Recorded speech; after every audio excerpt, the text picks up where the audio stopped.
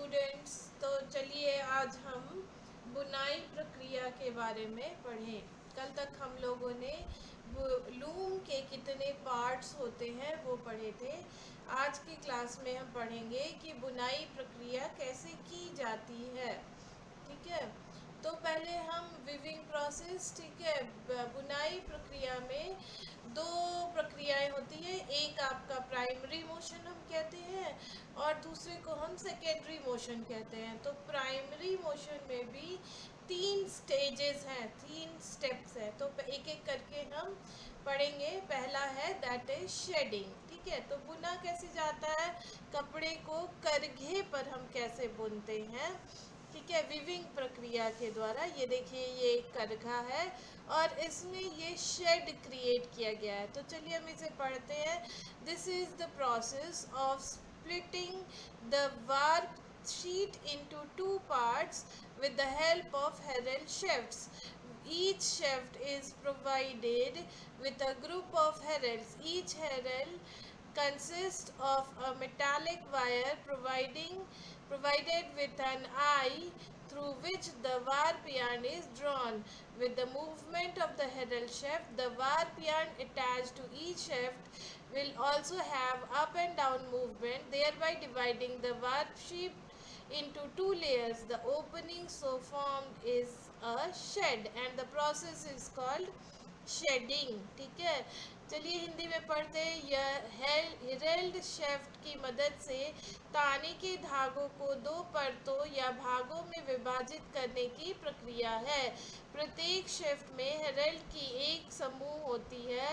हर एक हेरेल्ड में धातु का एक तार होता है जिसमें एक बारीक छेद होता है और इस छेद के अंदर से ताने का धागा निकाला जाता है। बुनाई के डिज़ाइन, रिपीट और लिफ्टिंग प्लान के अनुसार ताने के धागों को 2, 3 या 5 हेरल शेफ्ट में पिरोया जाता है। ठीक है, बेसिकली ये हेरल शेफ्ट जो होता है या हार्नेस जिसको हम कहते हैं, इसमें आप देखिए ये हम एक छोड़कर एक, ठीक है, 1 अप 1 डाउन कहलाता है। ये एक एक बीच बीच में छोड़कर हम ताने के धागों को इस पर क्लैंप कर लेते हैं हार्नेस में, और फिर जो जिन धागों को हमने छोड़ा है वो दूसरे हार्नेस में हम क्लैंप कर लेते हैं। तो एक सादी बुनाई करने के लिए कम से कम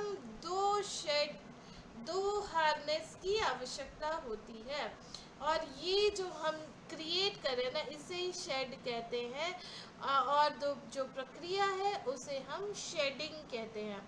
ठीक है, नेक्स्ट देखिए, ये है पिकिंग। पिकिंग क्या है, बेसिकली जो हमारा शटल है, ठीक है, शटल के बारे में हम लोगों ने पढ़ा जिसमें बानी के धागे लपेटे होते हैं। उसको जब हम इस शेड के थ्रू पार करते हैं तो उसे ही हम पिकिंग कहते हैं। ऐसे भी बाने के धागों को हम एक पिक कहते हैं, है ना। This is a process of laying the weft yarn across with the help of a shuttle inside the shed. ठीक है, यह शेड धागे के बीच में खाली स्थान के अंदर शटल की मदद से बाने के धागे को आर पार डालने या बिछाने की प्रक्रिया है। ठीक है, तीसरा प्रक्रिया क्या है प्राइमरी मोशन में, दैट इज बिटिंग। ठीक है, बिटिंग या टुकाई करना। बिटिंग में क्या करते हैं, चूंकि ये बाने के धागे जो हैं जब हम बुनते हैं कई बार शेडिंग पिकिंग करके, तो ये बाने के धागे बहुत दूर दूर जाते हैं। ठीक है, जब हम उसको हम डालते हैं शेड के अंदर तो वो बहुत पास नहीं होते हैं, जिसकी वजह से एक छेद जैसा क्रिएट हो जाता है। पर हम कपड़ों में छेद नहीं चाहते हैं, इसीलिए एक कंघी नुमा चीज जिसे हम रीड कहते हैं उसकी मदद से हम यहाँ पर इन बाने के धागों को जोर से ठोकते हैं और इसी को ठुकाई या बिटिंग कहते हैं। ठीक है, in this process a com known as a reed carries the weft yarn drawn in the shed and places it along the last weft, as also known as the fall of the cloth. The reed is fitted in the frame. The assembly is known as sley, sometimes also referred to as batten. ठीक है, इस प्रक्रिया में कंघी जैसी संरचना, जिसे हम रीड कहते हैं, शेड में डाले गए बाने के धागे को आगे ढकेलती है और उसे पहले से बुने जा चुके आखिरी धागे, जिसे हम फॉल ऑफ द क्लॉथ कहते हैं, के साथ सटाकर जमा देती है। ये रीड एक फ्रेम में फिट होती है। इस पूरे ढांचे को हम स्ले या कभी कभी बेटन भी कहते हैं। ठीक है, तो ये 3 हमारी प्राइमरी प्रक्रिया हुई, जिसमें हम कहेंगे पहला शेडिंग, फिर पिकिंग, फिर बिटिंग। ये क्रम से भी है, आपको कई एग्जाम्स में इसका क्रम पूछा गया है कि बुनाई प्रक्रिया का क्रम क्या है। तो पहला आएगा शेडिंग, पहला आएगा शेडिंग, हाँ, दूसरा आएगा आपका क्या, पिकिंग, है ना, बाने के धागे जो हम भर रहे हैं, और तीसरा है हमारा बिटिंग। ठीक है, चलिए तो हम सेकेंडरी प्रोसेस भी, मोशंस भी देखें। ये है let off and take up. ठीक है, ये दोनों एक ही साथ होता है। लेट ऑफ और टेक ऑफ में क्या करते हैं, जब हम बहुत सारे कपड़े बुन लेते हैं तो क्या होता है, ये वीवर यहाँ पर बैठा होता है। ठीक है, यहाँ पर वीवर जब बैठा होता है तो वो बहुत दूर तक अपना हाथ, कितनी दूर तक ले जाएगा, सपोज हम 5 मीटर की साड़ी बुन रहे हैं तो वो कितना दूर तक अपना हाथ ले जाएगा। तो क्या करते हैं, एक आदमी यहाँ पर खड़ा होता है क्लॉथ बीम के पास, एक आदमी यहाँ पर खड़ा होता है वार्प बीम के पास। ठीक है, और इसको ये ढीला कर दिया जाता है और इसको इधर घुमाया जाता है, दैट इज एंटी क्लॉकवाइज, और इसको क्लॉकवाइज घुमाया जाता है, जिससे हम बुने हुए कपड़े को क्लॉथ बीम में लपेट सकें, और जो बिना बुना हुआ धागा है उसे हम वार्प बीम से खोल सके। तो इसी को हम let off and take up कहते हैं। This is a release mechanism attached to the weaver's beam which operates and controls the release of warp yarn from the beam. A chain of wheels regulates the picking up of the cloth and keeps warping up the same on a cloth roll through a roll is known as emery roll. ठीक है, ये late of क्या किसे कहेंगे, ताने को छोड़ना, है ना। यह वीवर्स बीम से जुड़ा एक रिलीज मैकेनिज्म है। इसका मुख्य काम बीम से ताने के धागे को आवश्यकता अनुसार आगे छोड़ना और उसे तनाव को नियंत्रित करना है। और टेकअप किसे कहते हैं, जो कपड़ा हम लपेटते हैं, ये बुना हुआ कपड़ा हम लपेट रहे हैं, इसमें पहियों की एक चेन होती है जो कपड़े के बनने की गति को नियंत्रित करती है। यह बुने हुए कपड़े को आगे खींचकर एक रोलर के माध्यम से कपड़े के रोल पर लपेटती जाती है। इस विशेष रोलर को हम एमरी रोल भी कहते हैं। इस विशेष रोलर को हम एमरी रोल भी कहते हैं। तो ये हमारा मेन, प्राइमरी और सेकेंडरी मोशंस है जो कि बुनाई प्रक्रिया में होती है। चलिए अब हम कुछ क्वेश्चंस पढ़ें इससे रिलेटेड। पहला क्वेश्चन है, which primary motion of weaving involve separating the warp yarns into 2 layers to form a tunnel for a weft insertion। बुनाई की किस प्राथमिक गति में ताने के धागों को 2 परतों में विभाजित करके बाने को गुजारने के लिए एक रास्ता या सुरंग बनाती है, तो वो है हमारा शेडिंग, है ना। शेडिंग ही हमारा शेड क्रिएट करती है जिससे हम बाने के धागों को गुजारते हैं।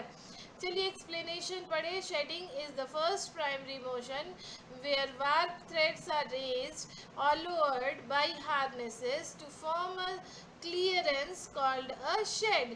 This allows the shuttle or projectile to pass through।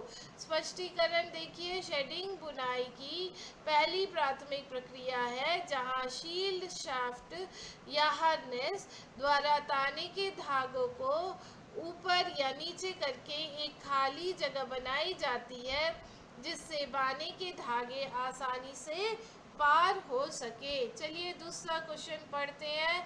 The action of passing the weft yarn through the shed across the loom is known as. Loom पर शेड के बीच से बाने के धागों को गुजारने की प्रक्रिया को क्या कहा जाता है? ठीक है, तो उसे हम पिकिंग कहते हैं, जो बाने के धागे हम गुजार रहे हैं ना। चलिए एक्सप्लेनेशन पढ़े। Picking is the secondary phase of the primary weaving motion where the weft yarn is inserted or propelled through the shed from one side of the loom to the other. Picking वह प्रक्रिया है जिसमें बाने के धागे को shade के अंदर से लूम के एक छोर से दूसरे छोर तक पहुंचाया या फेंका जाता है। ये किसी भी मॉडर्न टेक्सटाइल इंडस्ट्री में होता है। ये आप देखिए, ये जो प्रक्रिया है ये मॉडर्न टेक्सटाइल इंडस्ट्री में बहुत फास्ट होता है, और हैंडलूम्स में आप देखिए तो वो धीरे धीरे किया जाता है। चलिए तीसरा क्वेश्चन पढ़े। What is the purpose of the beating up motion in weaving. बुनाई में बिटिंग अप गति का मुख्य उद्देश्य क्या है? तो इसका आंसर क्या है? तीसरा, to push the newly inserted weft yarn into the fell of the cloth. नए डाले गए बाने को धागे को कपड़े के किनारे की तरफ ढकेलना। एक्सप्लेनेशन पढ़ते हैं। Beating up is performed by the read. ठीक है, बीटिंग अप किससे हम करते हैं?